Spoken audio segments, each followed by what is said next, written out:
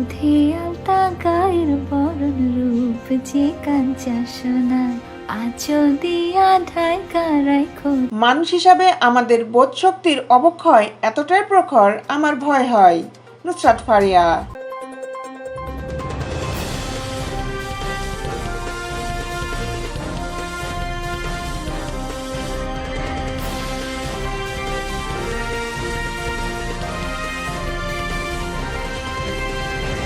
বৈষম্য বিরোধী ছাত্র আন্দোলনের তোপের মুখে গত 5ই আগস্ট প্রধানমন্ত্রীর পদ থেকে পদত্যাগ করে শেখ হাসিনা দেশ ছেড়ে পালিয়ে যান। আওয়ামী লীগ সরকারের পতনের পর এই অভিনেত্রীর ওই মন্তব্য নিয়ে চারিদিকে চলছে আলোচনা সমালোচনা। সম্প্রতি এক সাক্ষাৎকারে তিনি বলেছিলেন, প্রত্যেক বাঙালি মেয়ের মধ্যে একটা করে শেখ হাসিনা রয়েছেন। নুসরাত ফারিয়া বেশ কিছুদিন ধরে দেশের বাইরে আছেন, যদিও এই মুহূর্তে অভিনেত্রীর হাতে কোনো ছবি নেই। আর কাজ না থাকায় নিজেকে নিয়েই তিনি ফুরফুরে মেজাজে আছেন, বলা যায় একরকম ছুটির আমেজে আছেন তিনি।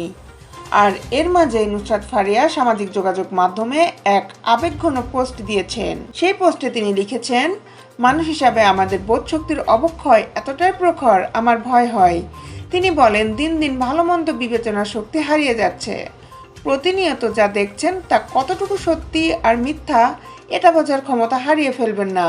এই অভিনেত্রী আরও লিখেছেন, মস্তিষ্কটাকে সিন্ধুকে বন্ধ করে রেখে শুধু চোখ দিয়ে উপভোগ না করে মানুষ হিসাবে পর্যবেক্ষণ করার ক্ষমতাকে ফিরিয়ে আনার চেষ্টা করি আমরা।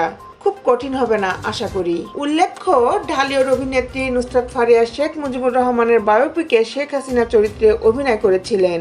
সম্প্রতি এক সাক্ষাৎকারে তিনি বলেছিলেন, প্রত্যেক বাঙালি মেয়ের মধ্যেই একটা করে শেখ হাসিনা রয়েছে। উল্লেখ্য, ফারিয়া প্রথমে রেডিও জকি হিসাবে তার কর্মজীবন শুরু করেন।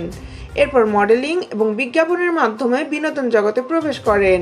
2015 সালে ভারত বাংলাদেশের যৌথ প্রযোজনায় আশিকি ছবির মাধ্যমে তার চলচ্চিত্রে আত্মপ্রকাশ ঘটে। তার বিপরীতে ছিলেন অঙ্কুশ হাজরা। এই ছবিটি বাণিজ্যিকভাবে সফল হয় এবং নুসরাত ফারিয়াকে জনপ্রিয় করে তোলে। দেশের আপডেট নিউজ পেতে আমাদের সাথেই থাকুন। Justice TV, Dhaka.